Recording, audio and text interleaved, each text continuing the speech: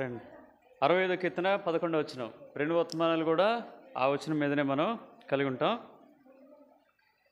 65వ కీర్తన 11వ వచనం అందరం కలిసి చదువుకుందాం. 65వ కీర్తన. చిన్నపిల్లల్ని ఎవరైనా ఉంటే ఇటు పంపేయండి, ముందుకు పంపేయండి, పెద్దవాళ్ళకి ప్లేస్ ఇవ్వండి.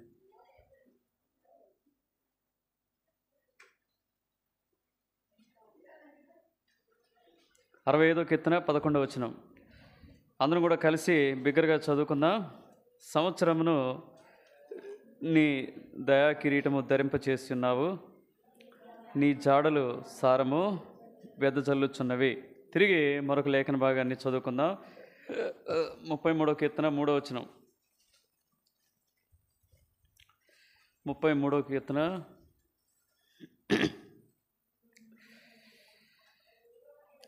మొదటి 3 వచనాలు చదువుకుందాం. నీతిమంతులారా యెహోవాను బట్టి ఆనందగానం చేయుడి, స్తుతి చేయుట యథార్థవంతులకు శోభస్కరము. సితారాతోనూ యెహోవాను స్తుతించుడి, 10 తంతుల స్వరమండలములతో ఆయన కీర్తించుడి, ఉత్సాహధ్వనితో ఇంపుగా వాయించుడి. ప్రభు సహాయం కొరకు నడిపింపు కొరకు ప్రార్థన చేసుకుందాం. మోకరించగలిగిన వాళ్ళంతా దయచేసి మోకరించండి, ప్రార్థనలు ఏకీభవించండి. పిల్లలు మీరెవరు మోకరించట్లే, ప్రార్థనలు ఏకీభవించట్లే. ప్రేమల తండ్రి యేసు ప్రభువా, ఇంతవరకు పాటల ద్వారా మీ ఉన్నతమైన నామాన్ని మహింపరచడానికి మాకు ఇచ్చినటువంటి ఆధిక్యతను బట్టి వందనాలు. తిరిగి సమయం మందు చదువుకున్న లేఖన భాగాలు మీ చేతిలో పెడుతుండగా దీవించి ఆశీర్వదించండి, విరిచి మాకు వడ్డించండి. నిష్ప్రయోజకమైన దాసుని ప్రభువా, దయతో కనికరించి కృప చూపి మీ ఆత్మ సహాయం అనుగ్రహిస్తున్నామని, మీరెవరో ప్రభా నూతనంగా మాకు బయలుపరుచుకుంటూ రమ్మని, తద్వారా నీ మాటల ద్వారా మేము ఆదరించబడి ప్రేరేపించబడి ఆత్మతో సత్యంతో ఆరాధించలాగిన మా మనసులను దేవుడు మన జీవితాల్లో మరొక నూతన సంవత్సర దయా కిరీటాన్ని ఇచ్చాడు కదా. మనకంటే గొప్పవాళ్ళు అనేకులు ఈ లోకాన్ని విడిచిపెట్టారు కదా. ఎంతోమంది నిన్న పేపర్లు ఇచ్చాడు, ప్రముఖుల యొక్క ఫోటోలు ఇచ్చాడు. సరే, వారికంటే మనం గొప్ప వాళ్ళమేం కాదు, కానీ దేవుని దృష్టిలో మాత్రం విలువైన వాళ్ళమే, ప్రశస్తమైనటువంటి వాళ్ళమే. ఎందుకంటే ఆయన స్వరక్తం ఇచ్చి సంపాదించుకున్నాడు కాబట్టి మనం we are very precious to him కదా. చాలా విలువైనటువంటి మనుషులం ఆయనకి. కాబట్టి ఉదయకాలం ఈ నూతన సంవత్సరంలో మరి ఏం చేయమంటున్నాడంటే నూతన కీర్తన పాడమంటున్నారు. అందుకని నూతన పాటలని పాడుకుని ఎప్పుడు పాడేవి కావు ఇవి కదా. రాత్రి మొదలుకొని అన్నీ కొత్త కొత్త పాటలు వింటున్నారు. రెగ్యులర్గా పాడే పాటలు కావు ఇవి, కొత్త పాటలు ఇవన్నీ కూడా. ఎందుకు నూతనంగా దేవుణ్ణి కీర్తించాలి, ఎందుకు నూతనంగా దేవుణ్ణి మహింపరచాలి, ఎందుకు మనం ఈ నూతన సంవత్సరంలో ఉదయకాలం దేవుణ్ణి ఆరాధించాలంటే కొన్ని ఆయన చేసినటువంటి పనులు కూడా ఎలాంటివంటే మన జీవితాల్లో చేసినవన్నీ కూడా అవి క్రొత్తగానే ఉన్నట్టుగా మనం చూస్తున్నాం. మొట్టమొదటిగా మనం గమనించినట్లయితే 4-5 తలంపులు ఈ నూతనమైనటువంటి సంగతులు మనం ధ్యానించుకుంటాం. హెబ్రీ పత్రిక 10వ అధ్యాయము. కూర్చోండి, మంచి కూర్చోవాలి, మాట్లాడకూడదు. మీకు ఫ్యాన్లు కావాలంటే వేసుకోండి కానీ తిరగొద్దు. 10వ అధ్యాయము 19-20 వచనాలు కలిసి ఉంటాయి, లేదా 9-10 వచనాలా, 19-20 వచనాలా? చదవండి అమ్మా. అందరు తీశారా? సహోదరులారా, యేసు మరొకది ఆయన శరీరము అను తెర ద్వారా ఏర్పరచబడినదినైన మార్గమున ఆయన రక్తము వలన పరిశుద్ధ స్థలమునందు ప్రవేశించుటకు మనకు ధైర్యం కలిగి ఉన్నది. మొట్టమొదటిగా దేవుడు ఏం చేస్తూ వచ్చానంటే మన జీవితాల్లో, అంధకారమైనటువంటి మన జీవితాల్లో, పాపంతో కూరుకుపోయినటువంటి మన జీవితాల్లో, అర్థమైందా, దేవుని ఉగ్రతకు పాత్రులమైనటువంటి మన జీవితాల్లో దేవుడు ఏం చేస్తూ వచ్చారంటే నూతనమైనటువంటి మార్గాన్ని మన జీవితాల్లో ప్రతిష్ఠించాడు. అందుని బట్టి ప్రభుని ఆరాధించాలి కదా. నూతనమైన మార్గమే కదా. ఇంతకుముందు ఏ మార్గం ఉండేది? పొర్లు దండాలు పెట్టేటోళ్ళం కదా. ఎక్కడ పడితే అక్కడ కదా, ఎన్ని అసలు బలి పెడుతుంటారు ఇట్లా, ఎక్కడ కనబడితే అక్కడ. దాదాపుగా మా ఊరు కరగడ నుంచి మొదలుకొని భద్రాచలం వచ్చేసరికి దాదాపుగా 7-8 చోట్ల ఉంటాయి అన్నమాట, రాళ్ళు రప్పలు. అక్కడ ఏం చేసేది, కిటికీలోంచి పెడతా ఉండేది. ఎంత ఆత్మీయమైనటువంటి దుస్థితి కదా. భయంకరమైనటువంటి వక్ర మార్గంలో ఉంటూ వచ్చాం, చెడు మార్గంలో ఉంటూ వచ్చాం, సొంత మార్గాల్లో ఉంటూ వచ్చాం కదా. మన మార్గాలు ఎలాంటివంటే ఆదికాండము 6వ అధ్యాయం 12వ వచనంలో గత కాలం ముందు ఏ మార్గంలో మన జీవితాలు ఉన్నాయంటే మనం ఏం చేస్తూ వచ్చాం, సొంత మార్గాలను ఏర్పరచుకుంటూ వచ్చాం. 6వ అధ్యాయం 12వ వచనం. దేవుడు భూలోకంను చూచినప్పుడు అది చెడిపోయిండెను, భూమి మీద సమస్త శరీరులు తమ మార్గమును చెరిపివేసుకున్నారు. ఏ సందర్భంలో ఏ పరిస్థితిలో ఉండగా దేవుడు మనకు నూతనమైనటువంటి మార్గాన్ని మనకు ప్రతిష్ఠించాడు. శరీరధారిగా ఈ లోకానికి వచ్చాడు, ఆ తెరని చీల్చివేస్తా వచ్చాడు, మనకు ఒక నూతనమైనటువంటి ప్రతిష్ఠితమైనటువంటి మార్గాన్ని మనకు చూపెడతా వచ్చాడు. ఎందుకు? మన మార్గాలన్నీ చెడిపోయినాయి కదా. మన మార్గాలు ఎక్కడికి దారి తీసినాయి అంటే సామెతలు 14:12 అంటాడు, ఒకని ఎదుట సరైనదిగా కదా. మన తాత ముత్తాతలు ఏం చెప్పారు? హే దండం పెట్టరా అనేటోళ్ళు. హే దా కూర్చో, ఉపవాసం ఉండాలి. ఎందుకో తెలియదు మనకు. అర్ధరాత్రి వరకు ఉంచేది మా తాత. వక్ర మార్గంలో ప్రయాణిస్తూ వచ్చాం. యెషయా 53:6లో ఒక మాట ఉంటుంది, మనమందరము గొర్రెల వలె త్రోవ తప్పితిమి. చాలు.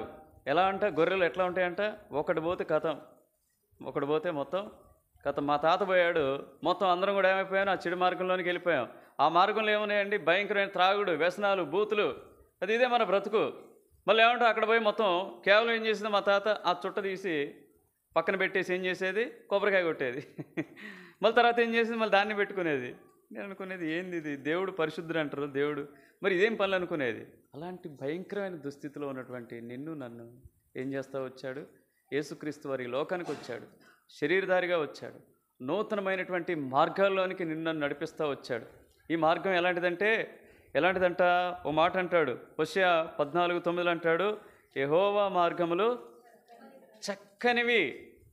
ఆయన మనకు బయలుపరుచుకున్నాడు. చదవండి ఆ మాట. కనపరుచుకున్నాడు, ఆయన దేవునిగా నిరూపించుకున్నాడు, మనల్ని ప్రేమించి లోకానికి వచ్చి ప్రాణం పెట్టి ఆ నూతనమైనటువంటి తన రక్తం ద్వారా ఒక మార్గాన్ని మన కొరకు ప్రతిష్ఠించాడు. చదవమ్మా.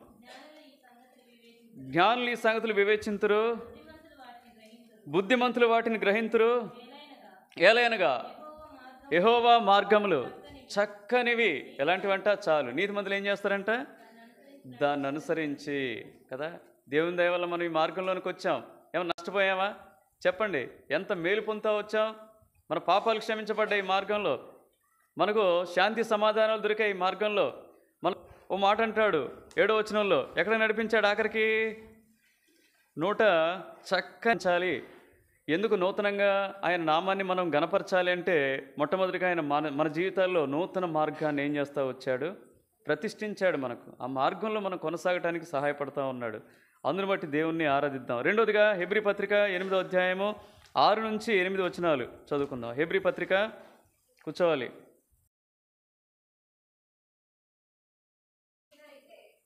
ఈయనైతే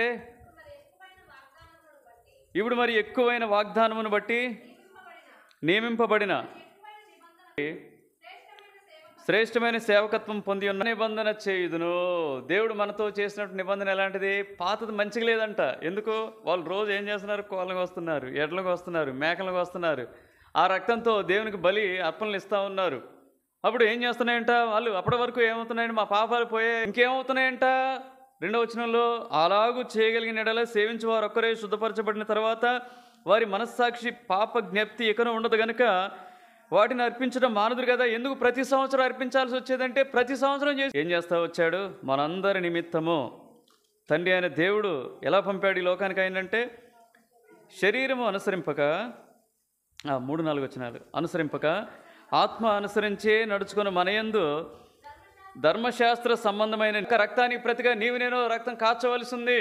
ఆయన పొందినటువంటి దెబ్బలకు ప్రతిగా నీవు నేను దెబ్బలు పొందవలసి ఉంది. అర్థమైందా? ఆ ఘోరమైనటువంటి క్రూరమైనటువంటి శిలువ మరణం నీది నాది. అయితే ఆయన ఏం చేస్తా వచ్చాడంటే, మనల్ని ప్రేమ పడవలసినటువంటి యావత్తు శిక్షను కూడా తన మీద వేసుకున్నాడు. ఏదైతే ధర్మశాస్త్రం చేయలేకపోతా వచ్చి విశ్వసించు ప్రతివానికి నీతి కలుగుటకై క్రీస్తు ధర్మశాస్త్రమునకు ఒక్కసారి ఏం చేస్తా వచ్చారంటే, తాను క్రొత్త నిబంధన చేసుకొని మనందరి నిమిత్తం శిలువ మరణం అయిపోయింది, సమాప్తమైపోయింది. అది మన మీద నేరస్థాపన చేయడానికి వీలే లేదు. అందుకనే మనతో చేసిన నిబంధన ఎలాంటిదంటే, ఇది నిత్య నిబంధన, ఇది శాశ్వతమైనటువంటి నిబంధన. ఏమంటాడు? నా ఆలోచన చెబుతాను, నేను నిన్ను నడిపిస్తాను. బలమైన వాగ్దానాలు మనకిచ్చాడు. కేవలం యూదులకే ఉండేవి, ఇజ్రాయేల్ ప్రజలకే ఉండేవి. కానీ వాగ్దానాల్లో కూడా ఎఫ్ఎస్సి 3:6 ప్రకారం మనల్ని ఏం చేస్తూ వచ్చాడు? పాలి భాగస్తులుగా చేస్తూ వచ్చాడు. అంత మాత్రమేనా? మనం ఎప్పుడైనా తప్పైనప్పుడు, ఎప్పుడైనా దేవునికి దూరం అయినప్పుడు ఆయన రక్తాన్ని ఆశ్రయిస్తే ఏమంటాడు చెప్పండి? ఆయన మరలా మనల్ని ఏం చేస్తారంటే ప్రతి పాపాన్ని కూడా కడిగి మనల్ని పవిత్రపరచగలిగినటువంటి దేవుడు ఆయన. కాబట్టి మనతో చేసినటువంటి క్రొత్త నిబంధన బట్టి ఆ నిబంధన ఎంత శ్రేష్టమైనదంటే అది అనుభవించే వ్యక్తులే చెప్తారు, అందులో ఉన్నవారే చెప్తారు. దాని యొక్క మాధుర్యాన్ని గుర్తిరిగిన వారు మాత్రమే దాని గురించి చెప్పగలుగుతారు. కాబట్టి రెండవదిగా ఎందుకు ప్రభువుని మనం ఆరాధించాలంటే దేవుడు మన జీవితాల్లో ఉన్నటువంటి పాత నిబంధనను తొలగించి మనకేమనుగ్రహిస్తూ వచ్చాడు? క్రొత్త నిబంధన మనతో చేసుకుంటూ వచ్చాడు. మనతో ఉండటానికి ఇష్టపడ్డాడు, మనల్ని నడిపించడానికి ఇష్టపడ్డాడు. మన అంతరంగంలో పరిశుద్ధాత్మ దేవుడుగా ఉండి మనల్ని అనేక రీతిలుగా ఈ లోకంలో పాపం నుంచి, శాపం నుంచి మనం తప్పించుకొని, శరీరేచ్ఛ నుంచి తప్పించుకొని నీతి మార్గంలో కొనసాగడానికి సహాయపడుతున్నాడు. అందుని బట్టి దేవుని స్తుతించాలి. మూడవదిగా 2 కొరింథీ 5:17 అందరికి తెలిసిందే. మనల్ని ఈ లోకంలో ఏం చేస్తూ వచ్చాడు చెప్పండి? Very good. 2 కొరింథీ 5:17 కాగా ఎవడైనను క్రీస్తునందున ఎడల వాడు నూతన సృష్టి, పాతవి గతించెను, ఇవిగో క్రొత్తవాయను. ఏం చేస్తూ వచ్చాడు చెప్పండి? మన జీవితాలనే మార్చాడండి. మనతో నిబంధన చేయటమే కాదు, మనకు రక్షణ ఇవ్వటమే కాదు, ఏం చేస్తూ వచ్చాడంటే మన అంతరంగాన్ని మార్చాడు, క్రొత్త సృష్టిగా చేశాడు, నూతన స్వభావాన్ని మనకిచ్చాడు, నూతన మనస్సును మనకు ప్రసాదించాడు. అందుని బట్టే అనేక విజయాలు మనం పొందుతూ వచ్చాం. కోపం మీద, వేషం మీద, కక్షల మీద, అసూయ మీద, గర్వం మీద, సినిమాల మీద, టీవీల మీద, త్రాగుడు మీద, బూతుల మీద, గుట్కాల మీద, పాన్పరాగుల మీద ఏమిచ్చాడు చెప్పండి? అందరూ ఉంటే వాళ్ళు ఇంకా కొత్త సృష్టి కాలేదు. ఈ కొత్త సంవత్సరం అయినా ఏం కావాలి? మీరు చెప్పండి, ఏం కావాలి? ఎవరైనా తాగేటోళ్ళు ఉన్నా, ఎవరైనా తిరిగేటోళ్ళు ఉన్నా, ఎవరైనా బూతులు మాట్లాడేటోళ్ళు ఉన్నా, ఎవరైనా చెడు అలవాట్లో ఉన్న వాళ్ళైనా ఈ క్రొత్త సంవత్సరం అయినా ఏం కావాలి చెప్పండి? క్రొత్త సృష్టి. దేవుడు నీకు వాగ్దానం ఇస్తా ఉన్నాడు. ఏం వాగ్దానం ఇస్తున్నాడు? ఇదిగో నా యందున్న వారు ఎవరు? నూతన సృష్టి. ఇదిగో నేనొక నూతన క్రియను చేయుచున్నాను,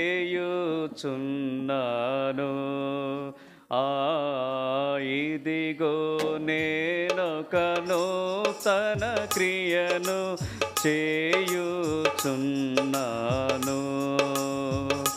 ఈనాడే అది మొలచును, దాని నాలో చింపరా, ఈనాడే అది మొలచును, దాని నాలో చింపరా, ఇదిగో నేనొక నూతన క్రియను చేయుచున్నాను, ఇదిగో నూతన క్రియను చేయుచున్నా. నీ జీవితంలో నూతన క్రియ జరిగించి నిన్ను నూతనంగా సృష్టించాలని, నూతన మనసు నీకు దయచేయాలని ఆయన ఇష్టపడతా ఉన్నాడు. నువ్వు ఒకవేళ నీ హృదయంలో ప్రభువుకు చోటిస్తే ఎంతకాలం పాత జీవితంలో ఉన్నటువంటి ఆ పాత చింతకాయ పచ్చడి తింటావు చెప్పు? ఆ పాత జీవితంలో ఉన్నటువంటి బూతులు ఎంతకాలం? ఆ పాత జీవితంలో ఉన్నటువంటి లోకాశలు ఎంతకాలం? పాత జీవితంలో ఉన్నటువంటి త్రాగుడు ఎంతకాలం? పాత జీవితంలో ఉన్నటువంటి చెడు అలవాట్లు ఎంతకాలం? పాత జీవితంలో ఉన్నటువంటి బూతులు, అసభ్యకరమైన మాటలు, గుట్కాలు, పాన్పరాగులు, సిగరెట్లు ఎంతకాలం? ఎంతకాలం? క్రీస్తునందున్న వాడిని ఏం చేస్తాడు చెప్పండి? నూతన. యవనస్తులు మీరు కూడా ఎంతకాలం ఇన్స్టాగ్రాములు, ఎంతకాలం స్నాప్చాట్లు, ఎంతకాలం ఫేస్బుక్లు, ఎంతకాలం తల్లిదండ్రులు కప్పి ఏం చేస్తూ ఉంటారు? పోయి మనం తీర్మానం చేసుకున్నారు, అందరు తీర్మానం అట, ఫోన్కు దూరంగా ఉంటారట. అయిపోయింది. మనం మాల వేసుకుంటారు, కొంతమంది రంగురంగులు బట్టలు వేసుకుని తిరుగుతుంటారు చూడండి బయట. వాళ్ళనే మన దీక్షలు కూడా, 10 రోజులు ఉంటుంది దీక్ష, 5 రోజులు ఉంటుంది దీక్ష, లేకపోతే 40 రోజుల దీక్ష, అయిపోద్ది కథం. అట్లా కాదు. ప్రభు ఒక్కసారే ఏం చేస్తారంటే నూతన సృష్టిగా. ఎస్కేలు 36:26 అంటాడు కదా, ఏమంటాడు చెప్పండి? ఇదిగో నూతన స్వభావం నీకు కలుగచేయుదును, రాతి స్వభావం మీలో నుండి తొలగించి మాంసపు గుండెని మీకు ఇచ్చేదను. ఆ రాతి గుండె తొలగించి మాంసపు గుండెని నీకు ఇస్తాడంట దేవుడు. అది ఇంకేమంటాడు? తీతు 3:5 ఏమంటాడు చెప్పండి? పునర్జన్మ సంబంధమైనటువంటి స్నానం ద్వారా అంటాడు. పునర్జన్మ పొందు. పునర్జన్మ అంటే తిరిగి జన్మించడమే. Very good. తిరిగి జన్మించడమే, కొత్త జీవితాన్ని ప్రారంభించడమే, అంతే తప్ప వేరే ఏది కాదు. మళ్ళీ ఎక్కడో ఇంకెక్కడెక్కడో పుడతానంటానికి వీలు లేదు. 3:5 తీతు పత్రిక.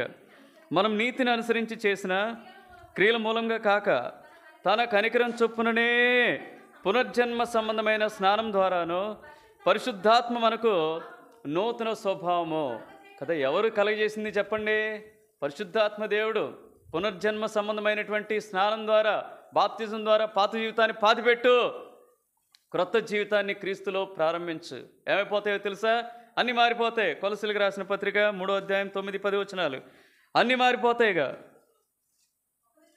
ఒకనితో ఒకడు అబద్ధమాడుకుడి, ఏలైనగా ప్రాచీన స్వభావమును దాని క్రియలతో కూడా మీరు పరిత్యజించి జ్ఞానం కలిగి నిమిత్తము దాన్ని సృష్టించిన వాని పోలిక చొప్పున నూతన పరచబడుచున్న నవీన స్వభావమును ధరించుకొని ఉన్నారు. ఆ కారణం చేత ప్రభును ఆరాధించండి. మూడవదిగా, మొట్టమొదటిగా ఏం చేస్తూ వచ్చాడు ఆయన? ఎందుకు ప్రభు నూతనంగా ఆరాధించాలి? ఎందుకు ఈ నూతన సంవత్సరంలో ప్రభుని మనం కీర్తించాలి?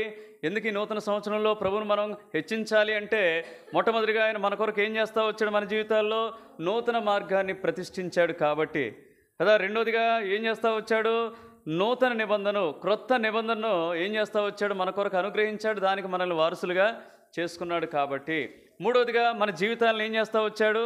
నూతన సృష్టిగా కదా. ఏంటండి ఇట్లా అయిపోయిందండి దీవెన అడిగారా? మీ ఊరు పోతే ఏంది ఇట్లా అయిపోయింది? ఒకప్పుడు పాటలు అంటే ఎక్కడో ఉండేది, మీరు పాడుకోండి మీరు పాడుకోండి కదా. ఇప్పుడేమైపోయాడు? ఊర్లో పోయి తండ్రి కొడుకులు ఇద్దరు కూడా హల్లెలూయా పాడేదా,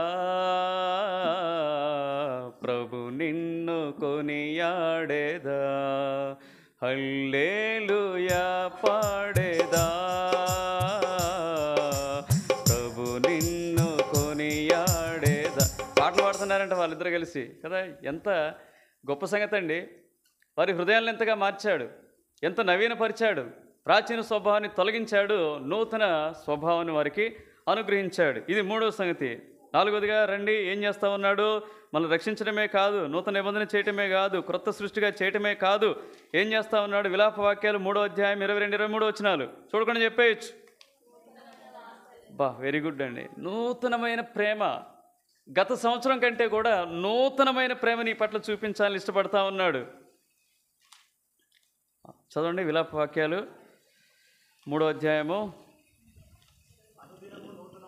అనుదినము నూతనముగా ఆయనకు వాత్సల్యత పుట్టుచున్నది, నీవు ఎంతైనా నమ్మదగిన వాడవు కదా.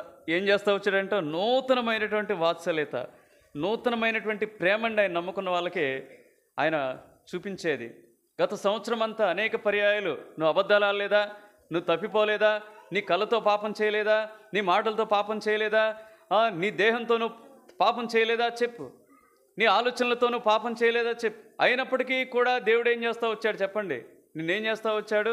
కాపాడుతూ వచ్చాడు, దీర్ఘశాంతం చూపిస్తూ వచ్చాడు, నీ పట్ల కనికరాన్ని చూపిస్తూ వచ్చాడు, నీ మీద జాలి పడ్డాడు కదా. అనుదినం కూడా నీ పట్ల నూతనమైనటువంటి వాత్సల్యత చూపించిన కారణాన్ని బట్టే 2025 జనవరి 1వ తారీఖున ఎక్కడున్నావు?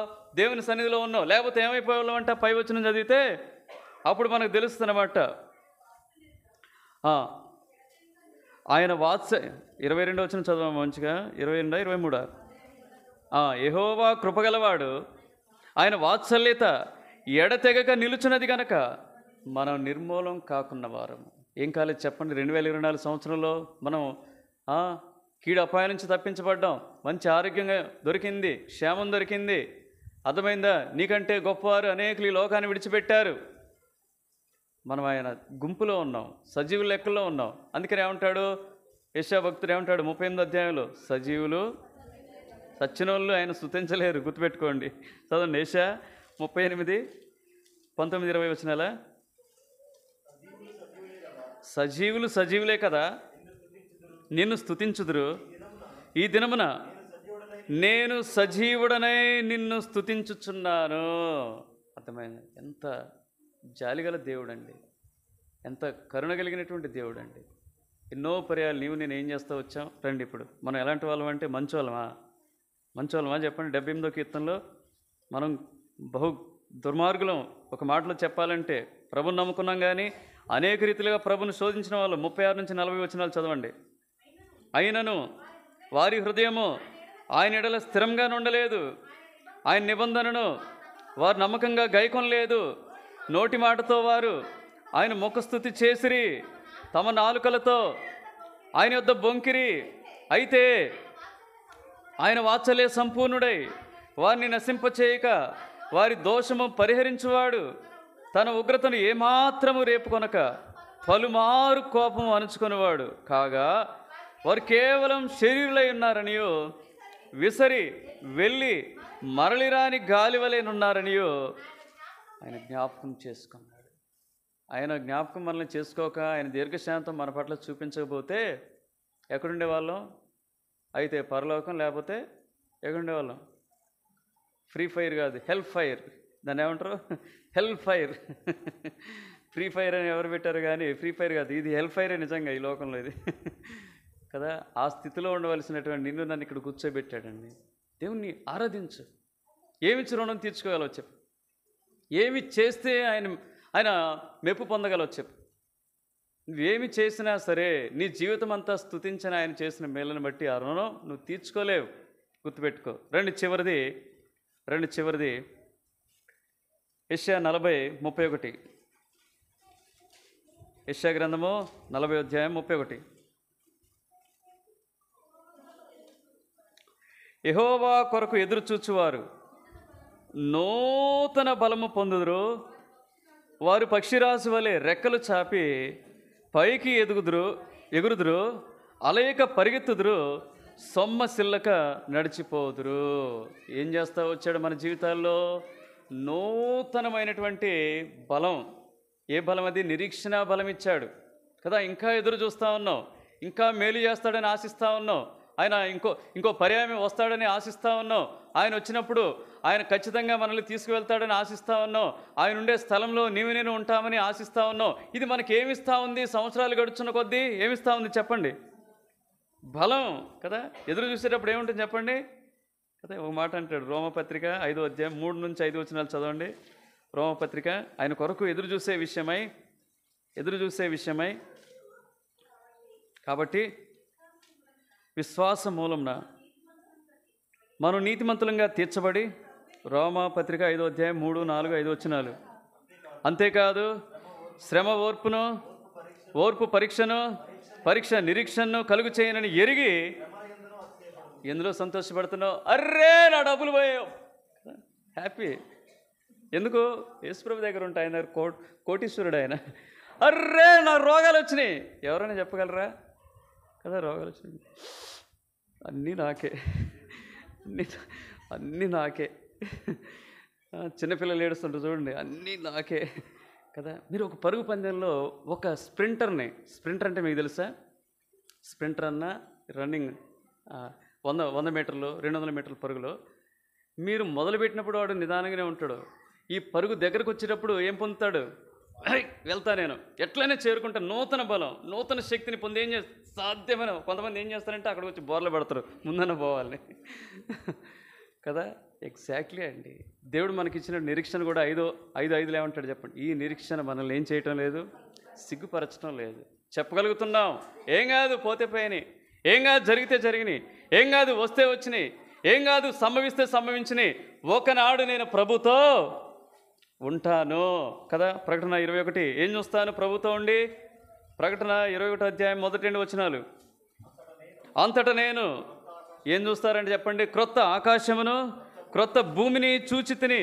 మొదటి ఆకాశమును మొదటి భూమియు గతించిపోయాను, సముద్రమును ఇకను లేదు. మరియు ఏం చూస్తారంటే నేను నూతనమైన యెరూషలేము అను ఆ పరిశుద్ధ పట్టణము తన భర్త కొరకు అలంకరింపబడిన పెండ్లి కుమార్తె వలె సిద్ధపడి పరలోకమందున్న దేవుని యొద్ద నుండి దిగి వచ్చుట నేను చూచి తిని కదా.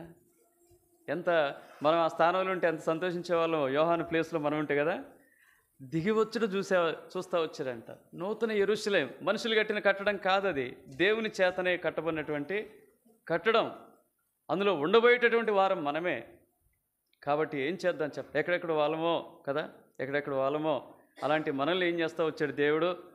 మొట్టమొదటిగా ఏం చేస్తూ వచ్చాడు? మొట్టమొదటిగా ఊహించుకుందాం. ఏం చేస్తూ వచ్చాడు? నూతన మార్గాన్ని మనకు అనుగ్రహించాడు. తర్వాత నూతన నిబంధన మనతో చేస్తూ వచ్చాడు కదా. తర్వాత మన జీవితాల్ని ఏం చేశాడు? నూతన సృష్టిగా చేస్తూ వచ్చాడు. నూతన క్రియలను జరిగిస్తూ ఉన్నాడు. నాలుగవదిగా ఏం చేస్తూ వచ్చాడు? నూతనంగా వాత్సల్యత మనపై చూపిస్తూ ఉన్నాడు. ఐదవదిగా ఏం చేస్తాడు? నూతన నిరీక్షణ బలాన్ని మనకిస్తూ వచ్చాడు కదా. ఎక్కడ వాళ్ళమో చూడండి. అందుకని ఏం చేయాలంట? ప్రకటన 5:10 చివరిగా చదువుకొని మనం ఆరాధనలోకి వెళ్దాం.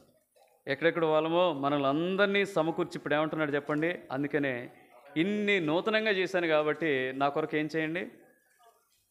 చదవండి అమ్మా.